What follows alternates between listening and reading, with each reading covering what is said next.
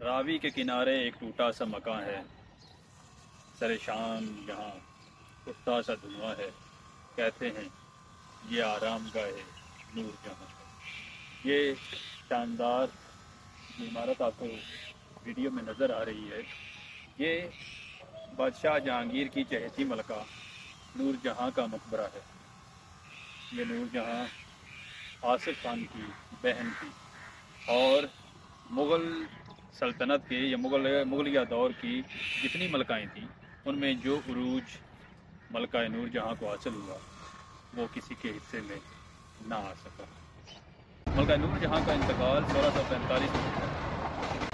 کہا یہ جاتا ہے کہ ملکہ نور جہاں نے یہ مقبرہ اپنی زندگی میں ہی تعمیر کروا لیا تھا اور یہ 4 سالوں میں مکمل ہوا۔